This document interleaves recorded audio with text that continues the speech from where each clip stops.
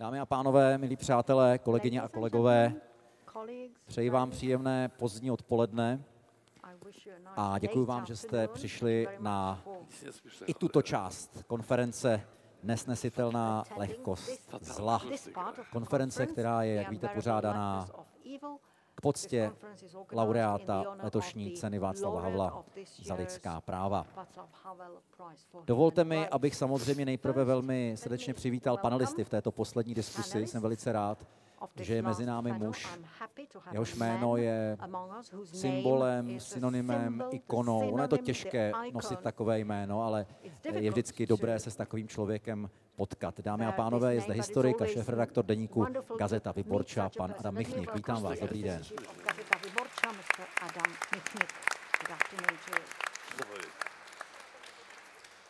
Tedy za Polsko, to jste asi pochopili, to není potřeba dodávat. Za Maďarsko je zde politik ze strany Momentum, pan Dániel Berg. Vítám vás.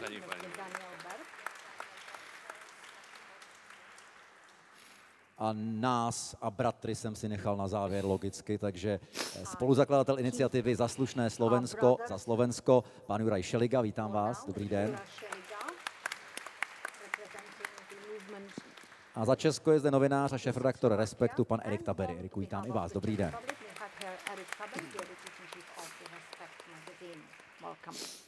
Má-li tento panel název Zlo mezi námi, tak samozřejmě můžeme mluvit o spoustě témat. Můžeme mluvit o tom, co vlastně vyvolalo pocit, že je potřeba mluvit o zlu mezi námi. Asi bychom všichni nakonec došli k tomu, že je to jedno velké téma posledních let. Asi bychom došli k tomu, že si můžeme dlouze mluvit a dlouze povídat o migrační krizi.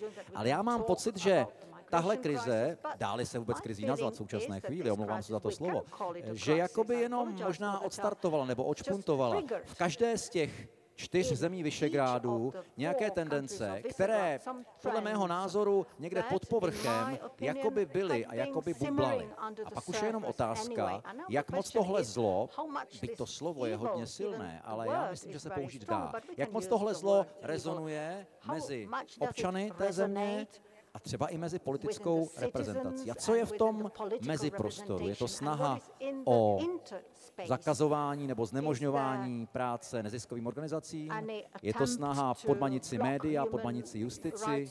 A na druhé straně je to akceptace toho zla většinovou společností?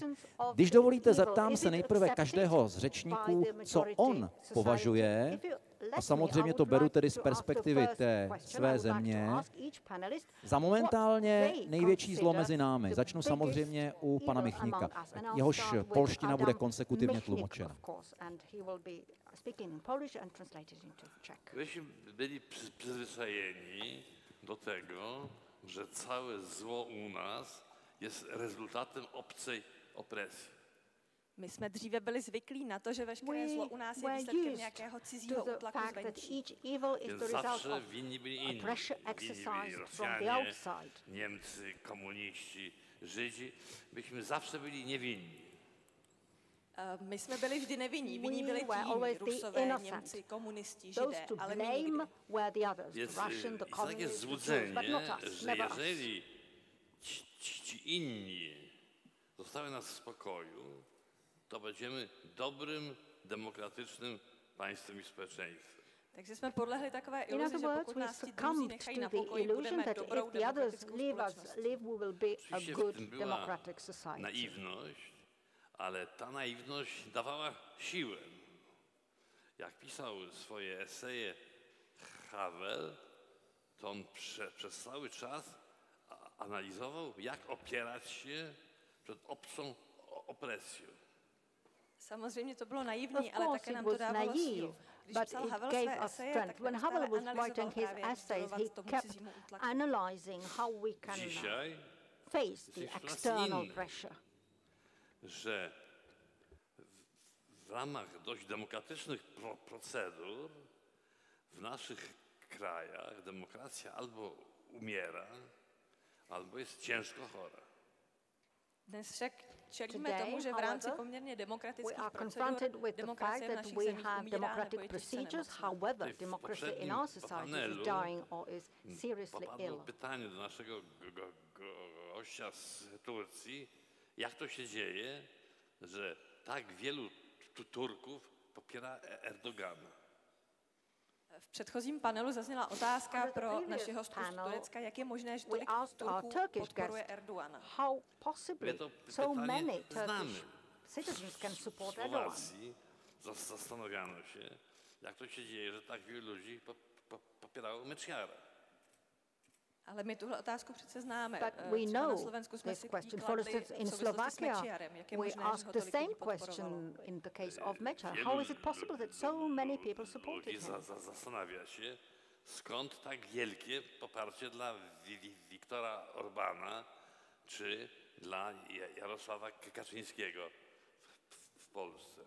Spousta lidí se také zamýšlí, jak je možné, že má tak velkou podporu Viktor Orbán v Maďarsku nebo Jaroslav Orbán or Jaroslav Kaczyński have such nie ma prostej odpowiedzi na to pytanie. Na tuhle otázku však nelze odpovědět jednoduše. We cannot find a simple answer to this question. Rosyjskie pytanie to są dwa pytania. Co dělat i kto winowat? Jsou dvě klasické ruské otázky. Co dělat a kto vinovatý. Čili co dělat a kdo za to může. Co dělat a kdo vinovatý. That means what to do and who is to blame. Potrafimy odpowiedzieć już, kto winowat i wśród tych winowatych jesteśmy także my, liberalni demokraci. My už docela dokážeme odpovědět na to, kdo za to může. A mezi těmi viníky jsme i my, liberální demokrati. To całkowicie burzy nasz obraz polskiego społeczeństwa. Nicméně to naprosto ničí naši představu o polské společnosti. Tendencje totalitarne czy autorytarne nie są do nas dzisiaj przyniesione z Moskwy czy z zewnątrz. One są tworem naszej tradycji, naszej kultury. Ty totalitní nebo autoritářské sklony, to není jenom něco, co nám bylo desítky let vnucováno zvenčí z Moskvy, ale mohou existovat i jako výsledek naší vlastní tradice. Mamy do czynienia z całą polityką, która próbuje całkowicie odwrócić sensy kultury polskiej i historii polskiej.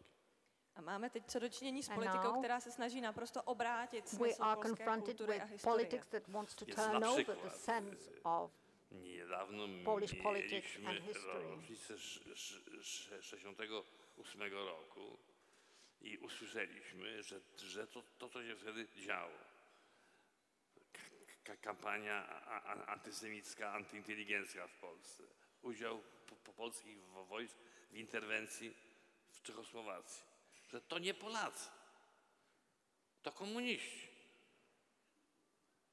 Například jsme nedávno oslavili výročí různých událostí roku 68. Mám na mysli dvě. První byla protižidovská a protiintelektuálská kampaň v Polsku v roce 68, druhou bylo potlačení pražského jara a intervence vojsk v Československu. A o obou těchto událostech nyní slyšíme, že to nebyli Poláci, kdo to dělal. To byli komunisti. Ale jestli dovolíte, Adame, já se do této vaší úvahy chci vstoupit otázkou.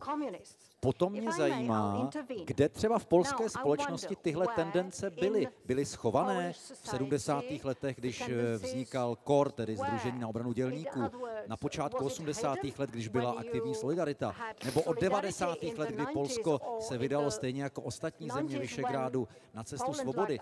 Kde dřímaly tyhle tendence, o kterých vy mluvíte a které, pokud já to chápu správně, někde museli existovat po celou tu dobu?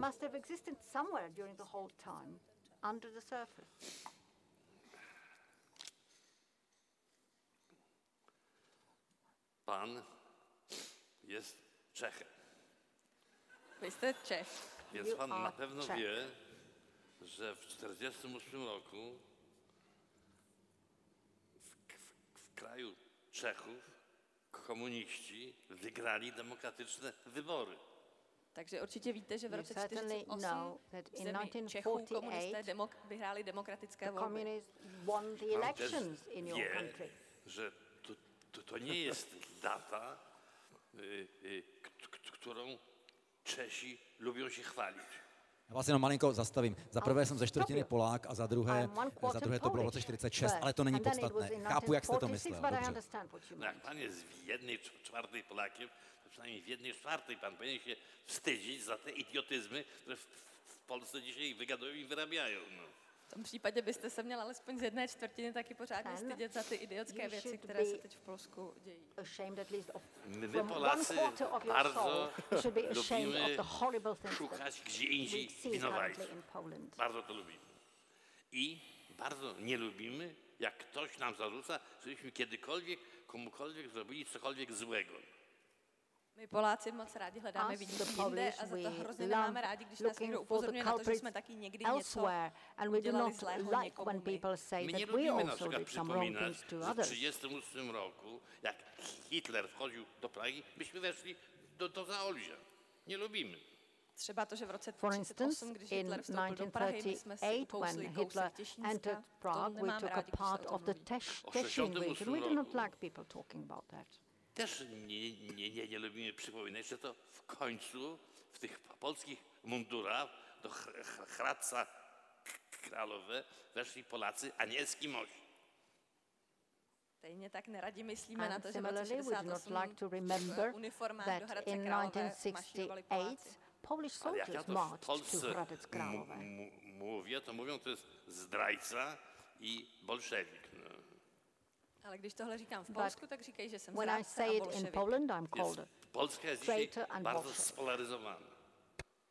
Bardzo spolaryzowana. Polsko je dnes extrémně polarizované. Poland is very polarized. Brałem udział tutaj na forum w takim panelu, który prowadził Karl Gershman. Jak przystało na amerykańskiego intelektualistę, tak nie mógł zrozumieć tych prymitywnych instynktów w Europie środkowej. Já jsem se včera účastnil takového panelu na Forum 2000 a jeho moderátor Karel Gershman jako americký intelektuál prostě nebyl schopný pochopit tyhle ty primitivní instinkty, které ve střední Evropě máme. Jak Trump został wybrany prezydentem, to ja miałem chwilę przerażenia, a potem chwilę ulgi. A já jsem mu řekl, poslouchej, když byl Trump zvolen prezidentem, já jsem nejdřív cítil šok a potom úlevu. A on mówi, dlaczego ta ulga? A on se samozřejmě ptá, proč úlevu? Zrozumiałem, że nie tylko Polacy zwariowali. A já říkám, no protože jsem tu chvíli pochopil, že se nezbláznili jenom Poláci. Já děkuji Adamovi za jeho úvodní slovo. Myslím, že Polsko, přece jenom jsme my Češi schopni chápat, vidět, rozumět polskému jazyku. Když to s Maďarskem to máme trošku složitější, přece jenom. Možná si vzpomínáte, že když se Václav Havel stal poprvé českým, nikoli československým prezidentem v roce 1993, tak tehdy pozval do Prahy i prezidenty sousedních okolních zemí, včetně Maďarska. A když byl dotazován na to, že vlastně Maďarsko není soused, tak myslím, že tehdy říkal něco o tom, že je to takový čestný soused, že sice už není naším sousedem, ale že přece jenom ho tak budeme dál brát. My ho tak možná dál bereme, ale možná i tím, že přece jenom ten jazyk je trošku jiný. A teď mluvím za sebe, omlouvám se, rozumíme stále méně a méně, tedy alespoň já rozumím Maďarsku, přiznám se stále méně a méně. Proto bych se Daniela chtěl zeptat, jak máme vlastně rozumět tomu, co se v současné době v Maďarsku děje. Well, it's a very good question, and if I had one clear answer, then probably Viktor Orbán wouldn't be the prime minister anymore. The party that I represent is a young party, both in terms of demographics, in terms of voters, and also the fact that we've only existed for 1 year. And I think that's one of the things that we need to talk about, the disengagement of young people in Hungarian politics. We have a society where the people who are making the decisions based on their votes are 40 plus, if not 50 plus. So that is certainly an important issue to talk about. Now, as a politician, I believe that it's the responsibility of politicians to offer solutions. You know, civil society and journalists and the media, they can only diagnose the problems and perhaps alleviate some of the symptoms if they're successful. In Hungary, unfortunately, that's less and less the case because both of these sectors are under attack. But I'm sorry, but do the people in Hungary, do they really want these kind of solutions? I mean, your solutions, some alternative solutions. Do they really want, do they really demand these kind of solutions? I would say they do. I mean, if you look at the numbers, then more people voted against Viktor Orbán than they did for him. Now, of course, because of the unique way that Hungarian electoral law works, a 40% approval rating can be translated into a 60+% in parliament. But I think that there's definitely a lot of soul searching we have to do as opposition politicians.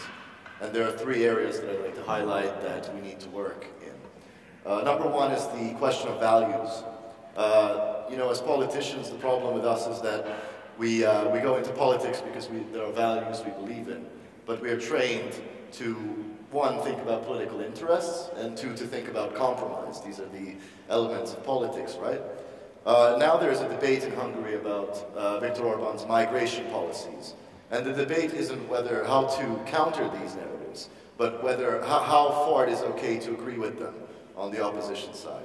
I think we very clearly have to say that there can be no compromise with nationalist populists because simply, they are not the kind of people who make compromises.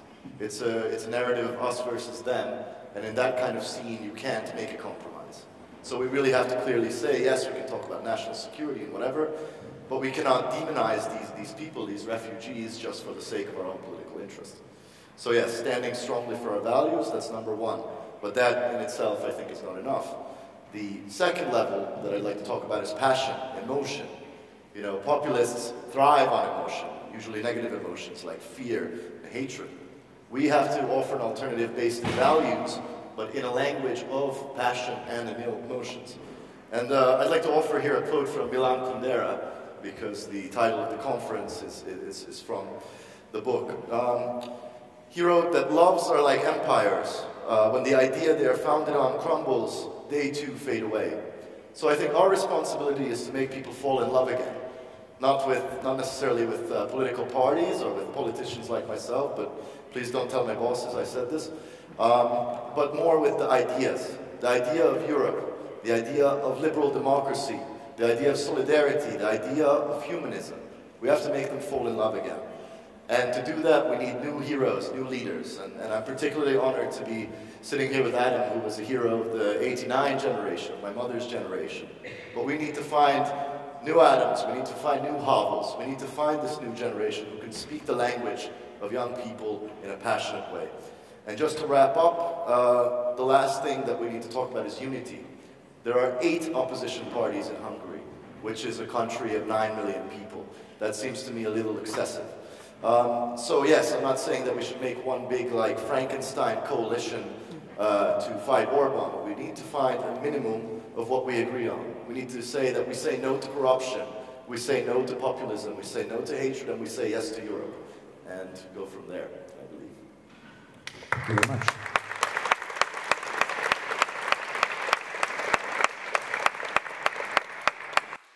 Vidíte, ani mě nenapadlo, že se vlastně ta dnešní konference jmenuje podle Kundery. Já jsem si toho nějak nevšiml, Michale, omlouvám se. Já jsem vycházel z toho, že Václav Havel a Milan Kundera spolu měli řadu polemik. Mimochodem znáte jistě tu z toho roku 1969 o českém údělu.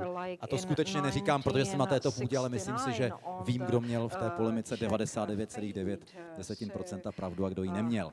Ale to jen tak, aby řeč nestála. Fakt jsem si toho nevšiml, omlouvám se, jsem nepozorný. No. Slovensku asi rozumíme, asi mu rozumíme lépe a možná tím, jak Slovensko cítíme pořád jako specificky blízké a doufám, že to tak bude navždycky, tak to asi i víc prožíváme.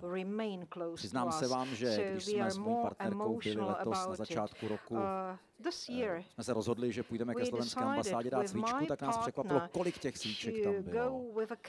A ptali jsme se policisty, kolik tam bylo lidí a on nám říkal, že tam bylo opravdu hodně lidí během toho dne, že zatarasili úplně celou tu ulici. Tak beru to jenom jako důkaz toho, že ty země jsou si opravdu hodně blízké a že prožívání věcí, které se stanou v sousední zemi, nebereme jako prožívání v cizině. Z tohoto hlediska si myslím, že asi Slovensku rozumíme, ale přesto, Juraji, i vás se zeptám, jak vy byste charakterizoval současné Slovensko skrze tu otázku, co je teď momentálně podle vás tím hlavním zlem na Slovensku. Máte slovo.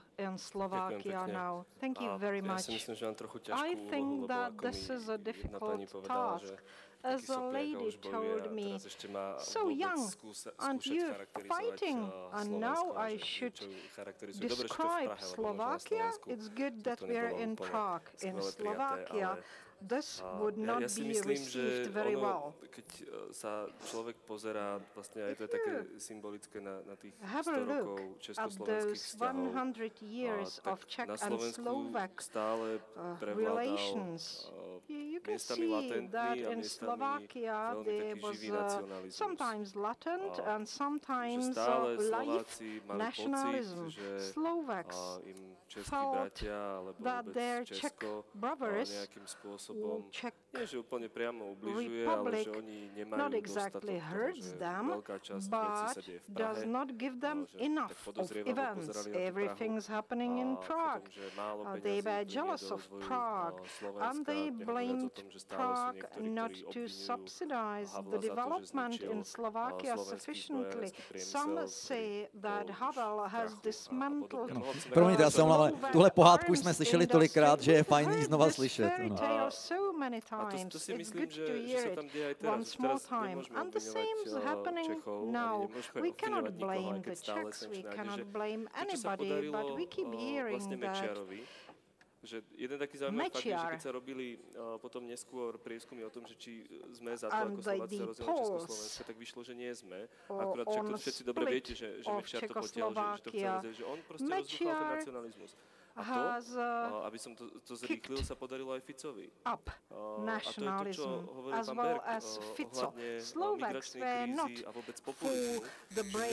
Posledné voľby boli obrovskou témou na Slovensku migranti. V zmysle migranti ako obrovská hrozba pre Slovensko. Je faktom, že cez Slovensko, ja neviem, že či dokopy prešlo 1000 migrantov. Slovakia, nobody wanted to stay, but those 100 Christians from Syria have left Slovakia after 1 month because they did not feel well received. So nationalism is the evil, in my opinion, as well as the constant Já jsem se na to ptal Adama Michnika, kde tenhle pocit, v slovenském případě ten nacionalismus, byl v té době, kdy nebyl tolik vidět. Bylo to třeba v tom pocitu, jak tady sedíme, my 68 nepamatujeme, ale známe ho, že Slováci dostali federaci a Češi přišli o Pražské jaro. Je to taková věta, která se často používá. Je to třeba v tom, že Slováci byli rádi, že měli alespoň tu federaci. Je to v tom, že potom byli rádi, že měli prezidenta, byť to byl Husák a tak dále a tak dále. Byla tam skrytá ta hrozba toho nacionalismu, která tady dnes může být promítnuta do té migrační krize nebo do těch současných témat. Mě zajímá, kde v tom národě to zlo, nebo ta tendence k tomu zlu dříme v dobách, kdy to není tolik viditelné. Ja si myslím, že to je... Až sa mi to ťažko hovorí k vlastnému národu, ale že to je otázka také such things about my own nation, but it is the underdeveloped culture and the broad sense of the word. Slovaks are characterized with love for work. They are willing to do everything for their home and family and their country. But then there are breakthrough moments when somebody like Fico starts opening something and raises the basic values of social security and safety, etc. And nedôvera v svoje vlastné schopnosti, že ako národ, ktorý je malý a to by sme mohli zo štúrovi a ďalej, že bol stále niekým utlačaný, alebo pocit, že je stále niekým utlačaný. Tak v tomto si myslím, že je to, že keď je také obdobie pokoja, že nerezonuje žiadna výrazná téma, tak tie nacionalistické prúdy sú tak ticho, ale potom, a to povedal pán Michnik veľmi správne, je aj u nás obrovská tendencia mitizovať we also have a tendency to create myths of our history. We have a Svatopluк statue at the Bratislava Castle, but historians know that there was no such king. So we kind of escape. K lídrovi, alebo vôbec k lídrom, alebo k nejakému...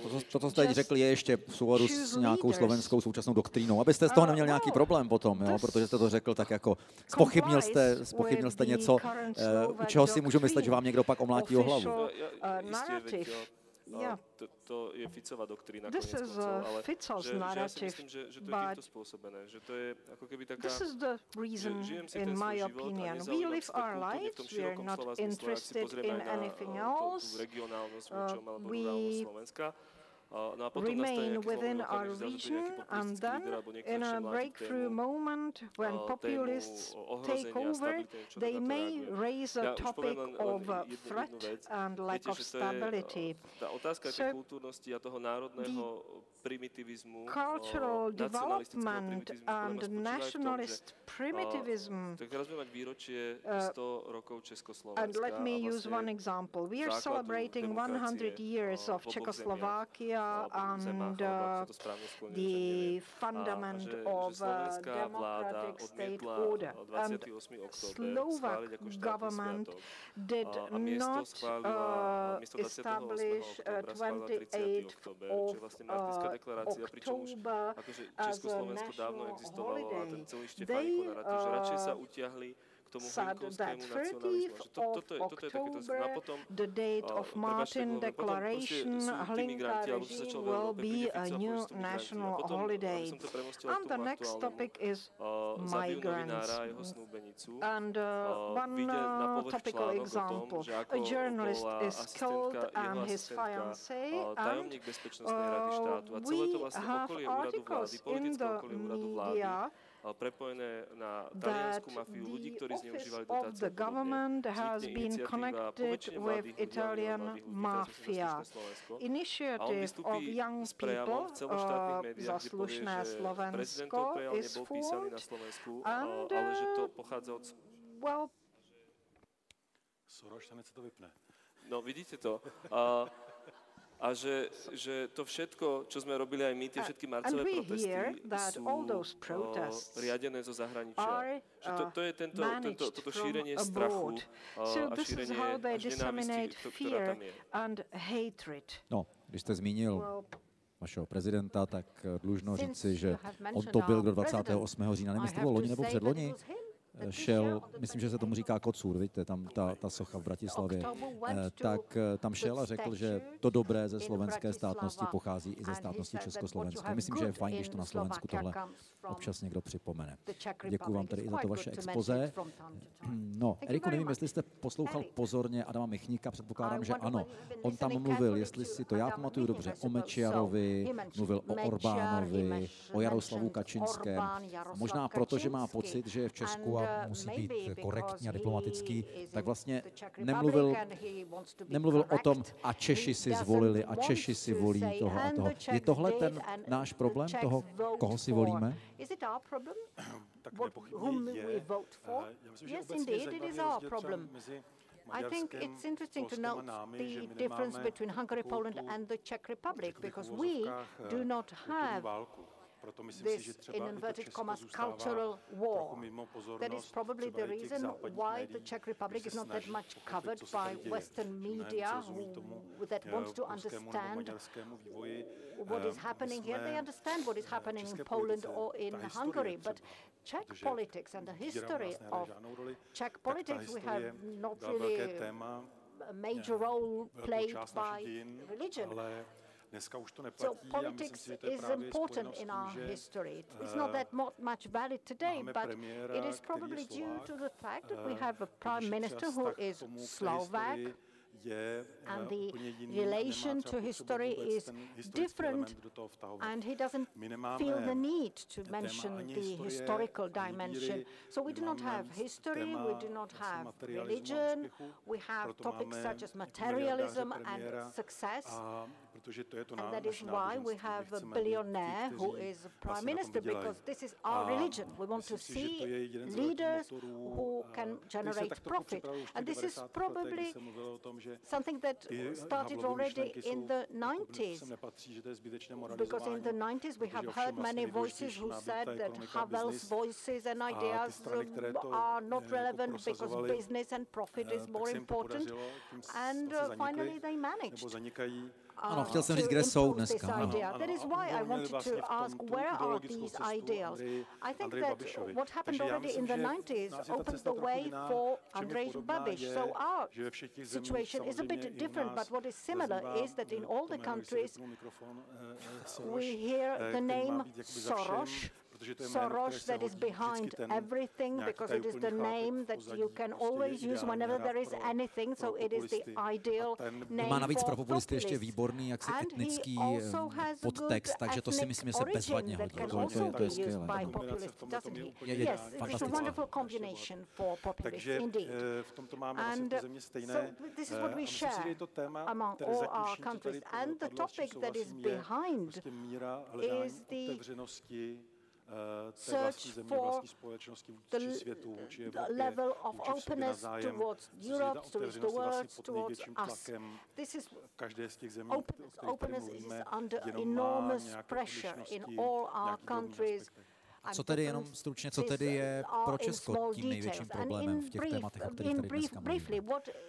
Já jsem mluvil o tom materialismu, o té snaze po úspěchu, nechci vás parafrázovat, ale to je to, co považujete za ten největší problém?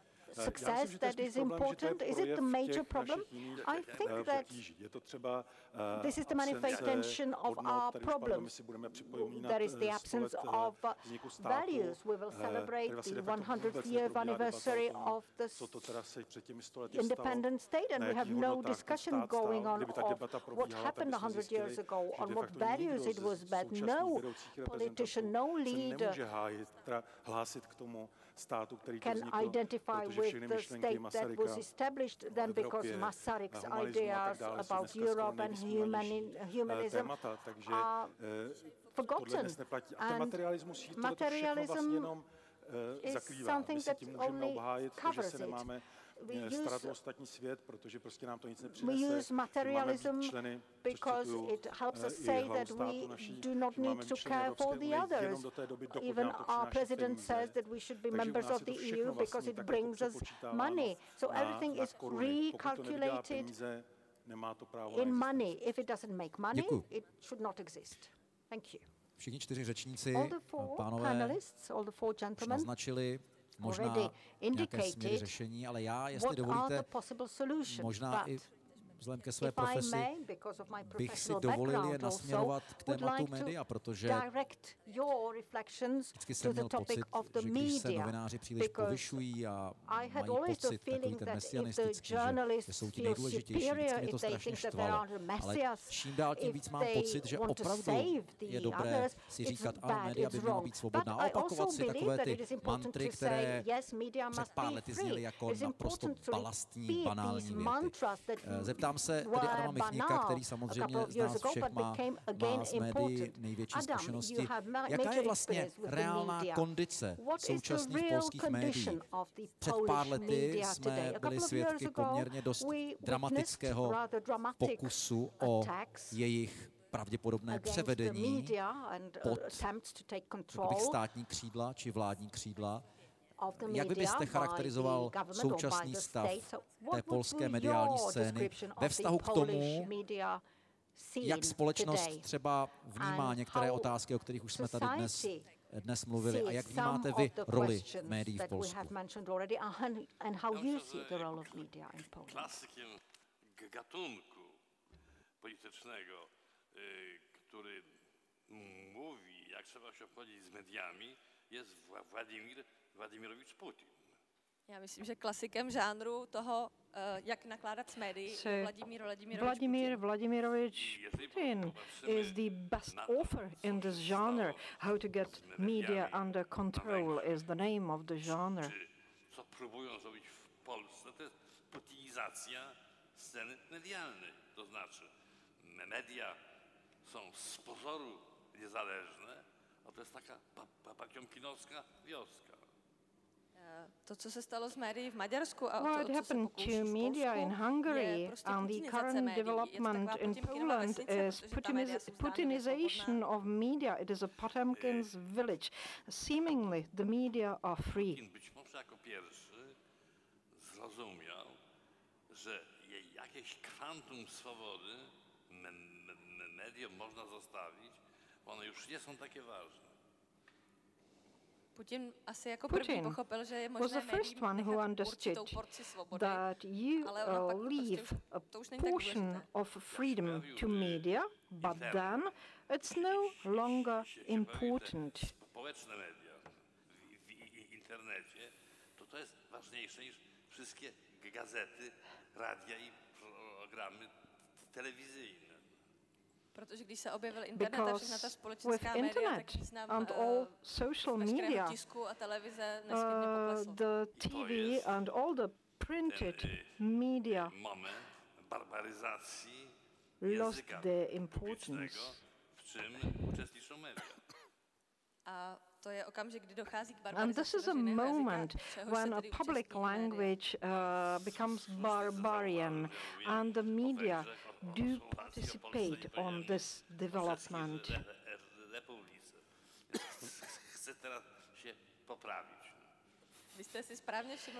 You've noticed that I mentioned Hungary, Poland, Slovakia, and I said nothing about the Czech Republic, so let me correct that. I to, że czeska opinia to przełknęła, to jest sygnał, jak bardzo zepsutym momencie znajduje się demokracja w naszych krajach. To, co řekl Miloš Zeman o Romech, Miloš Zeman said something about the Roma, and the Czech society has accepted it. This is the proof of a very bad condition of democracy in the Czech Republic. Będziemy topić Czeczeńców nawet w kiblu. Ale i tady je klasikem žánru Putin, který přece even říkal, here, že this is all conducted by Putin, because he said that the Czech can drown in a Ale faktem jest, toilet. że kultura straciła tą moc, paradoksalnie, którą miała w epoce komunistycznej dyktatury. Wtedy eseje Havla, czy książki Solżenicyna, czy wiersze Herberta, to był dynamit.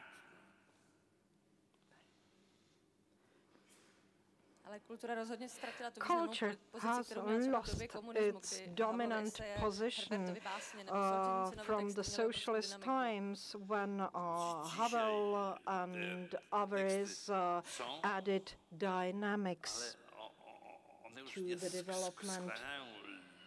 Ludzi do wewnętrznej rewolty. Dnes takové texty vznikají také, ale už lidi nemotivují k té revoltě. Well, today such works no longer motivate people. Poland is a very specific country in this respect. Mieliśmy kampanię antysemicką w kraju bez Żydów.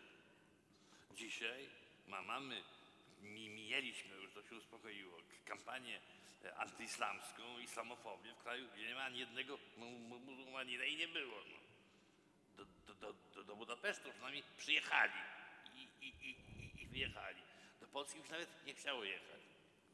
Ale V roce 68 jsme měli Back in 1968, there was an anti-Jewish campaign in a country where there were no Jews, and now we have the anti-Muslim campaign in a country where there are no Muslims. Muslims only visited Hungary and then they left. In Poland, we'll have to combat for media. Czekamy do wyborów lokalnych, a po wyborach bierzemy się za was. Politicians of Kaczynski party are waiting for local elections that are coming and then they'll step into it. Jest TTVN 24, taka stacja telewizyjna i Gazeta Wyborcza. A první na řadě bude TVN 24, to je taková TVN 24 and Gazeta Wyborcza, a TV channel and printed media, will be the first ones who will be dealt with. Well, in Poland, I usually receive a question, what will you do when the Gazeta Wyborcza is banned or closed? And I say, we will print it on a copy machine as we did before 1989. Well, I expected you would be a little bit more optimistic. I mean, we hope that there will be another development. Daniel, what is the condition of Hungarian media? And excuse me, mikrofon prosím pro pana Michnika. Microphone for Mr. Michnik. Ano. Ja chcę obiektywny być. To znaczy w Polsce są media niezależne, które bardzo ostro krytykują to co się dzieje, bardzo ostro.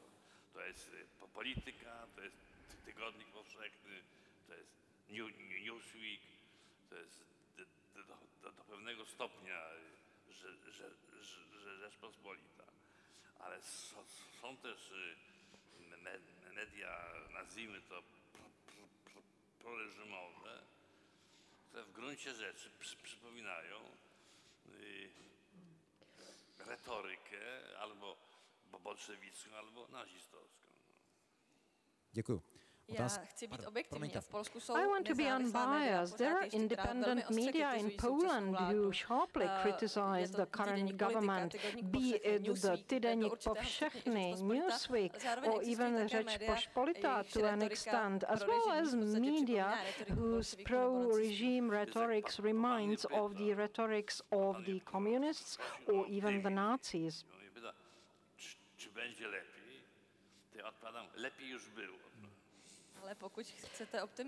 If you want some optimism from me, and if you ask, will it become better, I'm telling you the better times have passed.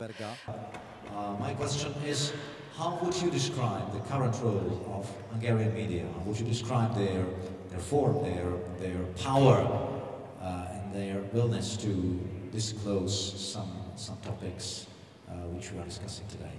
Well, as was mentioned before, Vladimir Putin is the master of repressing media, and Orban is probably his greatest student in Europe. So I have to say, sadly, that the state of media is very sad in Hungary currently. There is no real media plurality.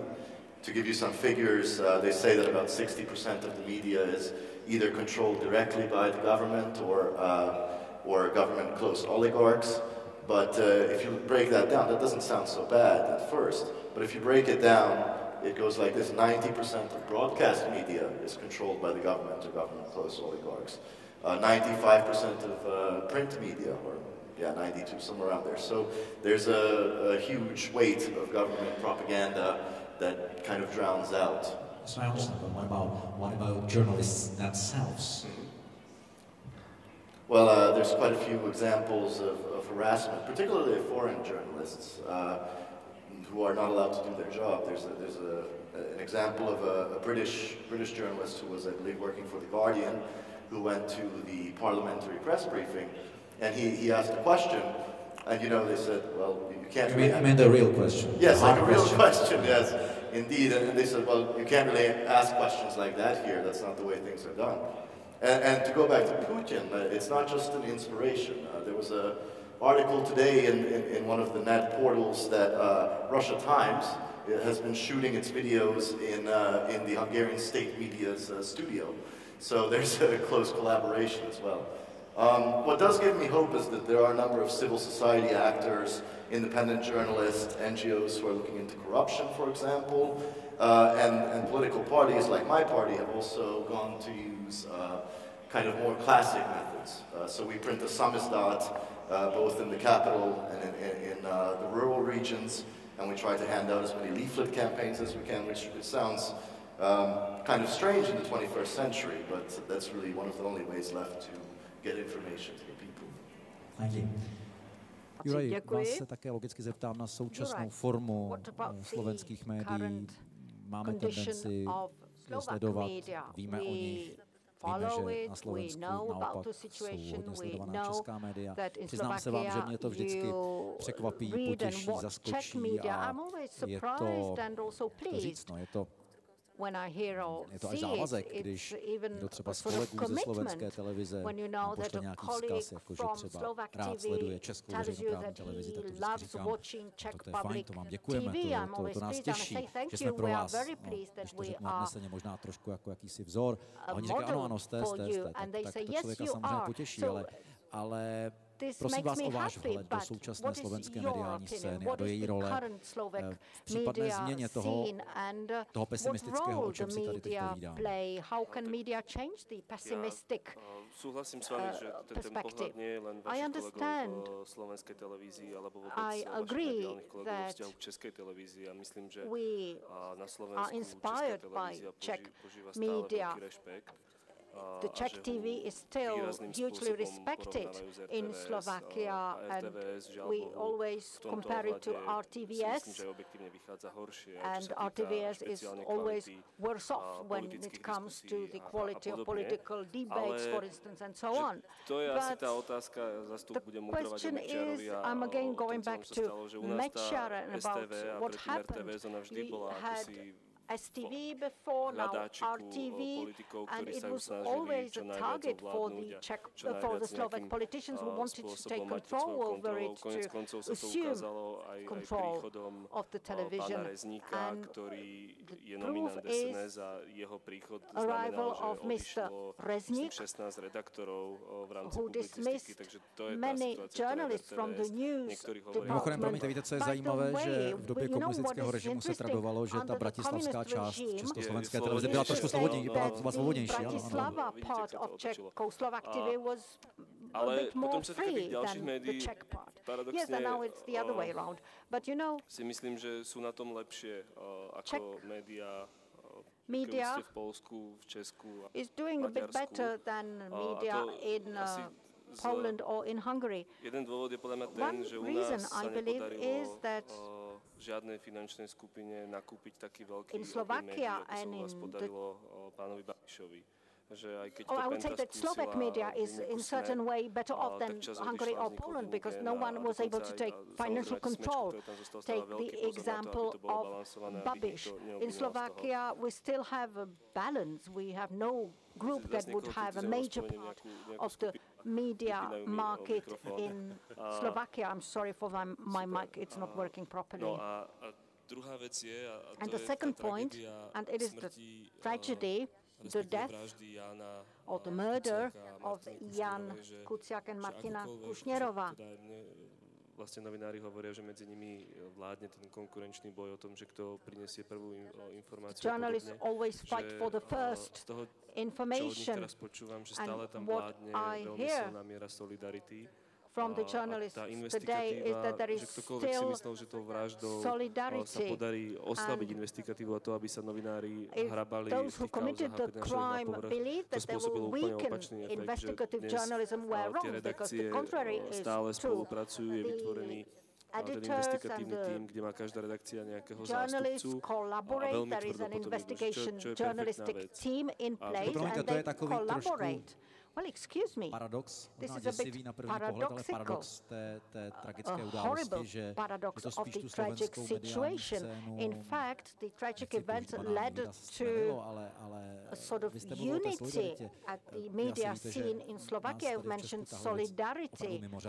You probably know that we were really shocked by the events in Slovakia, not only us, the journalists, but I have never thought about such a consequence. So you're saying that this murder led to unity between those who before did not collaborate and competed, and now they are more unified. I'm an outsider, you know, I do not have information from the media, but this is what I have heard, that of course they have their own, the journalists have their own media, but they collaborate, and the objective is really to find out who is the perpetrator of this crime. And one more point, it is linked to what Mr. Berg and Mr. Michnik said about Putin and conspiration media. In our country, we have a portal called Main News, which is a conspiration portal, and it is the third most read in my country. In other words, the conspiration websites are doing quite well. They have success. They bring this conspiration. Ano, tady to můžete říct, konspirační smysl. Tady to opravdu klidně můžete říct. Viete, ono sa to ešte úplne na rovinu rozvilo potom, čo začal Fico šíriť ten narratív, že on v nejakom momente, keď teda bola tá vražda a on musel odstúpiť, tak všetky redakcie pochopili, že toto proste není OK, čo predvádza. Understood that it was not correct what he was saying. Na Orbánovej úrovni. All of the sudden, tak oni ho vytesňovali nejakým spôsobom, im dostal toľko priestoru. No ale on neváhal používať tie konšpiračné weby, že sa s nimi ako keby skamarátil a dneska ich veľmi efektívne používa ako komunikačný nástroj. A toto je akože veľký problém, že a to je asi, to by bolo na úplnenú debatu a vedeli by ste tomu vy všetci viac povedať, že ako proste tie fake news a vôbec to celé špeciálne prostredníctvom Facebooku a ďalších sociálnych sietí. No svinia s prebáčením ten verejný priestor a vôbec ten celý diskusný priestor a potom v tom pretlaku informácií, ktoré každý deň, tak ľudia sú z toho zmetení, ktorí nie sú zrovna politológovia alebo tí, ktorí akože sú ochotní sledovať to, že day by day. Takže toto je problém, podľa mňa, s ktorým sa bude nejakým spôsobom musieť vysporiadať Slovenska. Ja verím, že slovenská mediálna scéna, že to pôjde ako keby ten impuls nielen od nej, ale aj od nej vo vzťahu k tým konšpiračným médiám. Deal with conspiration media. We also have our own experience with conspiration media. Some of them pretend to be normal media. Some have nice names. No one would think that it has nothing to do with conspiration. Erik, how do you see the current role of the media? I know you could talk at length, but try briefly. Are you going to talk about Putin too? Because everybody mentioned this name. Well, I could, but you... Já myslím, že všichni pochopili. I think that you are referring to parlamentní listy, one of the conspiration media. Well, Putin, the Czech president said that no journalists should be myslím, že Vladimír Putin sám byl trošku překvapený v tu chvíli. On nechápal, až takhle to snad možná. Himself when Zeman said it. Well, I think that Putin was surprised to hear someone saying it in saying it so publicly. But one thing I want to point out, something that makes us different. First, the Czech Republic has the big advantage of having the best public media among the post-communist countries. That applies to both TV and radio. This is a big advantage because we see the reduction of the media, we see the reduction, the weaker role of printed media. So the fact that we have media that are not controlled by anyone, these media become very important, and public media is one of them. I know situations of influential TVs, but these do not want to interfere in politics. during the presidential campaign, these TVs intervened. And the printed part, which includes digital media, is experiencing a dramatic drop, similar to the West. Here we see interest that goes down. In Hungary, it is different because in Hungary there is the intervention of the state, but not in the Czech Republic. However, the scene is changing, and we also have the disadvantage because the former influential media are controlled by the most powerful men in the country, Andrej Babiš. For instance, the Mladá fronta Dnes daily was one of the most important investigative sources of information. In the 90s, we competed with Mladá fronta Dnes. Today, it's not true anymore. And of course, it weakens the whole society. And similar in Slovakia, we have the alternative webs coming in. It was interesting to listen to the lady from Turkey, where the alternative media are the positive element, but here it is not true.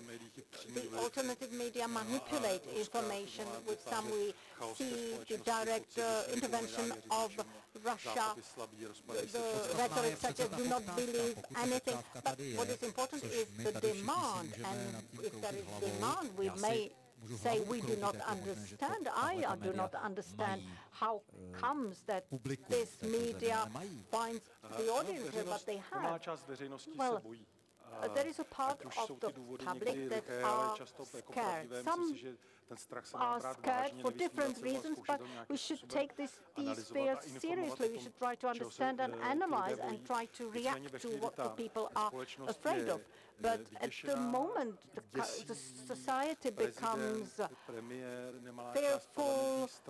There are political parties that keep repeating that there are grounds for the fear. Then the public tends to search for those who will confirm the fears, but responsible media cannot play this card. The serious media cannot embrace the path of fear. The public media are trying to behave responsibly and are attacked by others because they do not join the fear. And that is valid for a part of our public. So it is a phenomenon that exists, and our duty is to do better and better job. But at this moment, when we see so major changes that the media scene, it is very difficult because the public mistrusts us. And when you say at the media owned by the Prime Minister, at the first page you have articles that promote his policy and politics, it only contributes to the chaos, and people really tend not to have confidence in traditional media. And what will be the future about? I am convinced that the fight in the Czech Republic will be mainly about the public media, because there is a way. The media councils, TV Council or the Radio Council, to a certain extent, these councils are already controlled by our politicians. And the key moment, I believe, was when many people gathered not only in Prague, but also in other cities to support media, public media in particular. Andrej Babiš changed his rhetoric a little bit afterwards, and he was surprised to see that the public is really ready and willing to say we do not want the public media to change into servants of those who are in power. Well, a very optimistic note to finish on. Dovolte mi ještě v závěru tohoto panelu tedy se zkusit dostat do budoucnosti a zkusit tedy si rozklíčovat.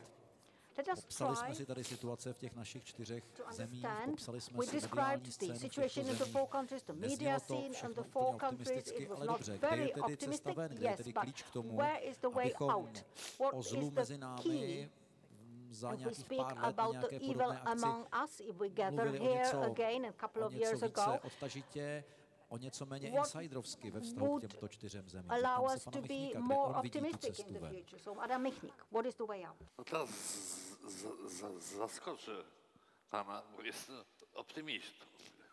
Tak teď bych vás chtěl zase šokovat optimismem. I'd like to shock you with my optimism z now. kilku powodów.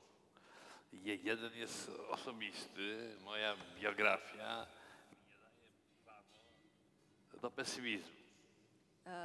Mám ke svému optimismu několik Well, důvodů. I have První je several osobní. reasons Můj for vlastní my životopis optimism. mi nedává Personal nárok one. nebýt My own optimistou. CV Są simply takie makes chwile, me to kiedy be jestem an ciemnym optimist. polskim nacjonalistą i sobie mówię tak, przetrzymaliśmy Hitlera, przetrzymaliśmy Stalina, to przetrzymamy też naszą dobrą zmianę Kaczyńskiego. A za druhé mám chvíle, kdy mě zachvátí taková velká láska k Polsku a říkám si, přežili jsme Hitlera, přežili jsme Stalina, in love přežijeme with i tu Poland. kačínského dobrou We změnu. survived Hitler, we survived Stalin, so we will survive Kaczynski as W well. 1939 roku zaczął się rozpad komunizmu, tak i teraz się od Polski może zacząć odwrót od tej fali populizmu. To jest oczywiście optymizm człowieka, który wierzy w cuda. A stejně jako se v roce 89 And as well as in 1989, communism started to collapse from Poland. Today, I think that populism may leave our region of the world and begin its departure in Poland again. We have to dream and we have to believe in miracles.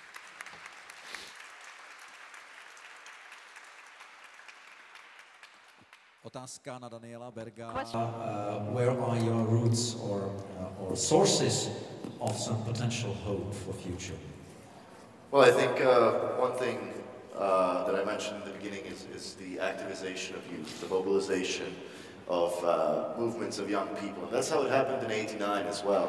So we see first in the West, we saw, of course, Macron and En Marche, but now I see this happening also here in Central Europe, whether we talk about progressive Slovakia in Slovakia, or we talk about Nowoczesna, these young pro-European progressive movements that are appearing and saying that, no, we don't want to live in this kind of Europe. We don't want to live in this kind of nationalist country. And, of course, as a politician, I see a political solution as well, particularly in the case of Hungary. The European Parliament elections, now I know that in the Czech Republic, the EU is not as popular as, say, in Hungary. I think our measure is somewhere in the 70s and yours is in the 20s, if I'm correct, or somewhere around there. You're right, and unfortunately we do not know why should we go to elections for European Parliament. It's terrible, but it's here. Every Euro elections are lower. Well, that's the job of your politicians then to figure out to give a stake to the European Parliament elections, because I'm very mindful of the stake that there is in Hungary, that whether we're going to be living in this isolationist, protectionist country that's drifting farther and farther away from Europe, or if we are part of a European community where we can be united and remember the value of Europe, the peace, the prosperity, the progress. So I would encourage both Hungarians, Czechs, Slovaks, and Poles to go and vote in the European Parliament elections and say very loudly that we do not want the Europe of Orbán and we don't want the Europe of Kaczynski.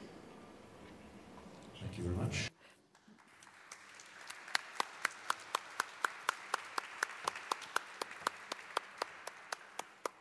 Kde vidí Juraj Šeliga? Juraj Šeliga.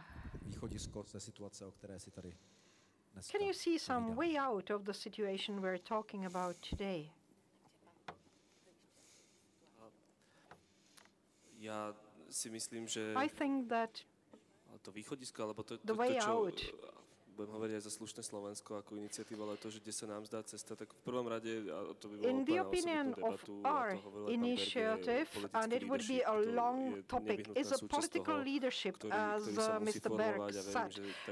We have to form our politics, and we were able to form a movement against Mečiar in 98. President Kiska announced that he will intervene. Yes, but it will be against something. Yes, of course. And I want to add something about Milan Kundera with his unbearable lightness of being. It is our advantage that we can tell as a movement and as myself that we are young and cheeky, and this is what we want. And now we heard from more speakers that it is important to find a language people can understand and use it when talking about democratic values, about what we want for our countries. I see you disagree. No, I agree fully.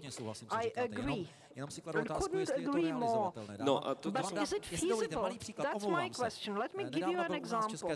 Recently, on the Czech TV, there was a politician from a party who is just an ordinary party, normal, decent party. And I asked him, why don't you use some moments, arguments, events that the other parties use, and they are more successful than you, and they talk nonsense.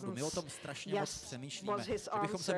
We are thinking a lot about a change. We should start using some ways of expression as the others. And then he sat down in a studio with another politician with a very opposite renommé, demagogue, and the decent politician was beaten. You know, he couldn't use these arguments, the same language, for the positive, for the good, for the right things. He couldn't dream of using these arguments. He was silent, he used nice arguments, and he lost, he was beaten.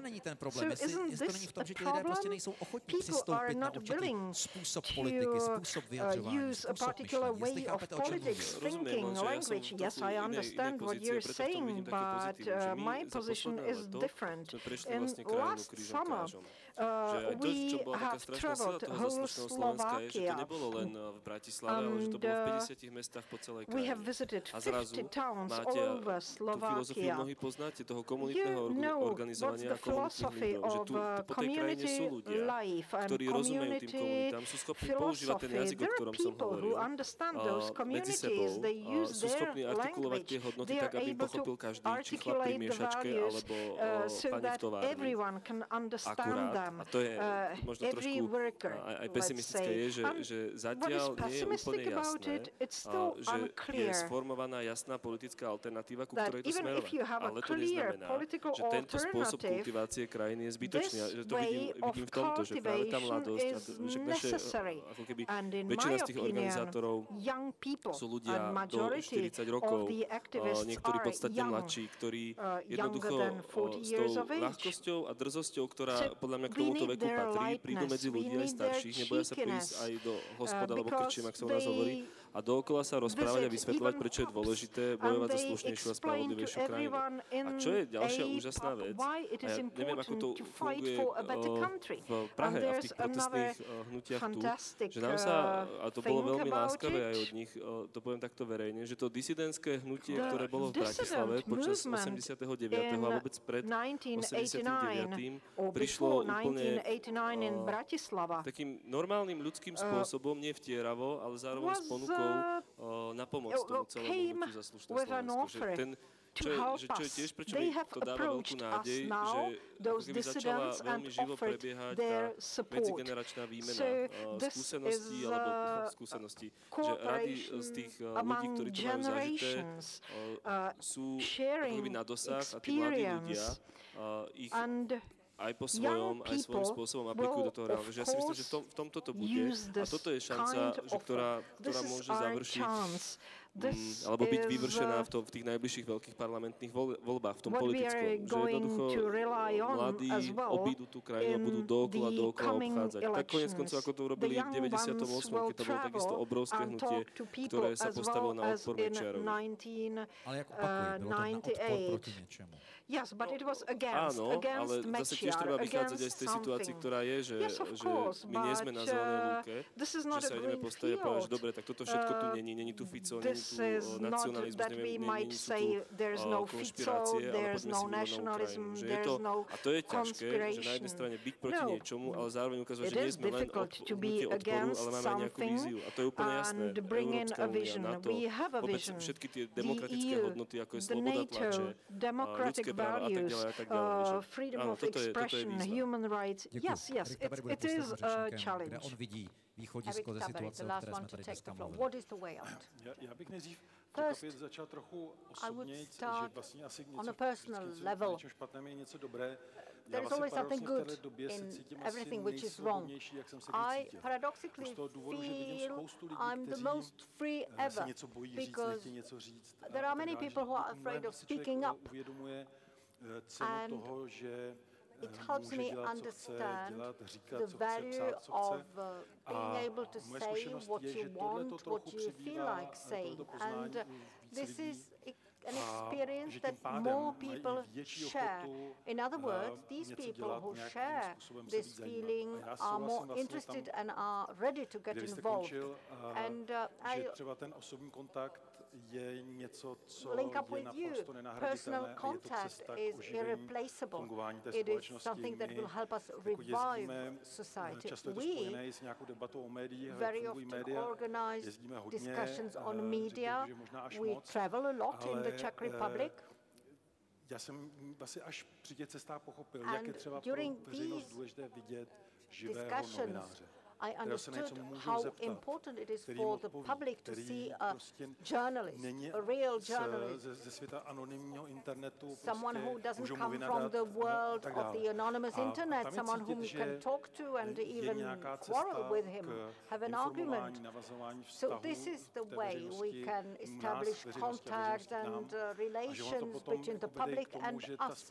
And as a consequence, the society will wake up. You may have an absurd situation, you come to a town, there is a discussion, many locals come, and at the end of the discussion, people exchange contact. Before they were not in contact, now all of a sudden they discover they are not alone, they can collaborate. So it is slow, sometimes exhaustive, and even absurd in this time of the internet and social networks, but personal contacts and discussions, it is irreplaceable. Dámy a pánové, děkuji všem panelistům. Děkuji Adamu Michnikovi, Eriku Taberymu, Juraji Šeligovi i Danielu Bergovi. Děkuji pěkně.